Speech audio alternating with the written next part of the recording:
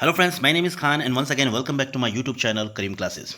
दोस्तों, आज के इस वीडियो में हम चर्चा करेंगे क्लास 6 की सेकंड पोएम जिसका नाम है द काइट। और इस पोएम को लिखा है हैरी बैन ने। बहुत ही प्यारी सी कविता है, छोटी सी कविता है। और इस कविता को इस वीडियो में सबसे पहले हम इस कविता की लाइन बाय लाइन एक्सप्लेनेशन करेंगे और इसके बाद में इस कविता से जो छोटे छोटे लेकिन मोटे मोटे और मोस्ट इंपॉर्टेंट क्वेश्चन है उनके बारे में डिस्कस करेंगे। लेकिन दोस्तों, वीडियो को स्टार्ट करने से पहले मैं आपको कहना चाहूँगा, अगर आपको मेरी वीडियोज़ अच्छे लगते हैं तो प्लीज़ इन्हें लाइक कीजिएगा, अपने दोस्तों के साथ शेयर करिएगा। और अगर आपने अभी तक मेरे चैनल को सब्सक्राइब नहीं किया है तो please please please subscribe my channel and press the bell icon as well so that you may get notification whenever I upload any new video. So without wasting any time, let's get into this video. तो चलिए बिना देरी के शुरू करते हैं आज के इस वीडियो को। तो जैसा कि पोम का नाम है द काइट, सबसे पहले इसकी लाइन बाय लाइन एक्सप्लेनेशन कर लेते हैं और उसके बाद में मैं आपको मोस्ट इंपॉर्टेंट क्वेश्चन बताऊंगा जो आपको याद करने हैं। ठीक है, तो सबसे पहले एक्सप्लेनेशन देख लेते हैं। All of us like us to fly kites, यानी हम सब में से हम सभी जो है पतंग उड़ाना पसंद करते हैं। Have you ever try to fly one, क्या आपने कभी कोशिश की है किसी पतंग को उड़ाने की? Read this poem about a kite as it flies in the sky. चलो इस कविता को पढ़ते हैं, जो एक पतंग के बारे में है और किस तरीके से आसमान में उड़ती है ये जानने की कोशिश करते हैं। तो जो फर्स्ट स्टैंडर्ड है वो देख लेते हैं। How bright on the blue is a kite when it's new. First two line में पोइट क्या कह रहा है? How bright on the blue is a kite when it's new, यानी आसमान में जब ये पतंग नई होती है तो आसमान में उड़ती हुई कितनी चमकीली लगती है, कितनी प्यारी लगती है। यानी एक पतंग जो है जब वो नई होती है तो आसमान में उड़ती हुई बहुत ही प्यारी लगती है, बहुत ही चमकीली लगती है। With a dive and a dip it snaps its tail, और ये आसमान में गोते लगाती हुई उड़ती है। जैसे डाइव करते हैं जिस तरीके से गोता लगाया जाता है, फिर गोता लगाकर वापस वो गोता लगाकर नीचे आती है और फिर अपनी जो पूंछ होती है उसे फड़फड़ाती है, स्नैप करती है। ठीक है, आगे पॉइंट कहता है then soars like a ship with only a sail as over tides of wind it rides. जिस तरीके से जहाज जो होता है वो पानी की लहरों पर पानी की लहरों पर तैरता हुआ आगे की ओर बढ़ता है, उसी तरीके से ये जो पतंग है ये भी हवा की लहरों पर सवार होती है। ठीक है, तो यहाँ पर इस स्टेंजा के अंदर पोइट ने पतंग का कंपैरिजन किससे किया है? शिप से किया है, जहाज से पतंग का कंपैरिजन पोइट ने इसके अंदर किया है। ठीक है, अब आगे देख लेते हैं नेक्स्ट स्टेंजा में पोइट क्या कह रहा है। आगे पॉइंट कहता है climbs to the crest of a gust and pulls then seems to rest as wind falls.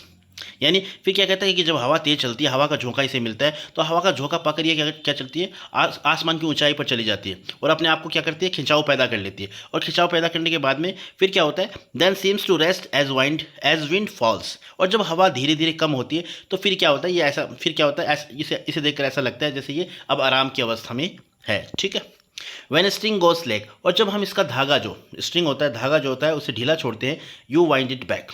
यानी जब ये हवा जो है हवा धीमी होती है तो फिर ये अपने आप को एक आराम की अवस्था में ले आती है और फिर उस वक्त ये जो धागा जो होता है वो ढीला हो जाता है। और धागा जब ढीला होता है तो हम क्या करते हैं, वापस उसे वाइंड करते हैं, वापस उस जो हमारी चरखी होती है उसे आप लपेटने लग जाते हैं। And run until a new breeze blows, और फिर इस पतंग को लेकर दौड़ते हैं जब तक कि हवा दोबारा जो बहने ना लग जाए।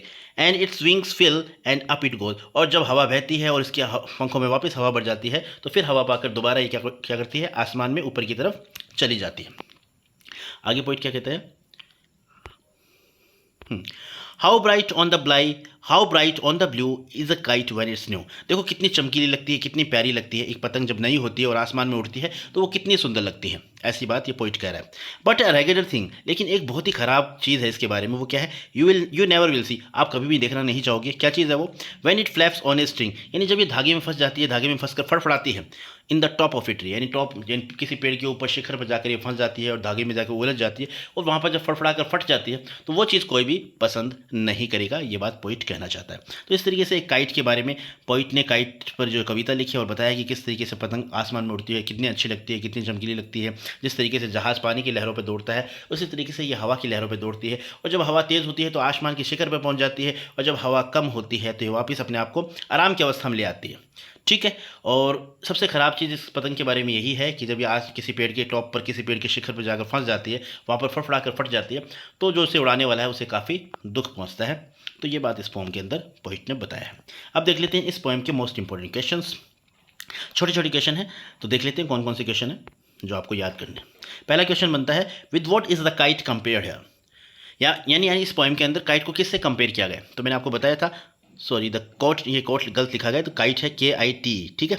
The kite is compared with A ship, यानी काइट का कंपेरिजन किससे किया गया, एक जहाज के साथ किया गया, ठीक है।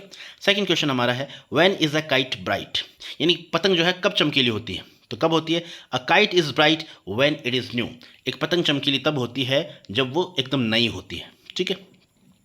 Question number 3, when does the kite ride, sorry where does the kite ride, पतंग जो है कहाँ पर सवारी करती है, कहाँ पर उड़ती है, तो आंसर हो जाएगा द काइट, यानी किस पर सवार होती है, तो इसका आंसर हो जाएगा the kite rides over tides of wind, यानी हवा की लहरों पर सवार होती है। पतंग किस पर सवार होती है, हवा की लहरों पर सवार होती है, सवारी करती है, ठीक है।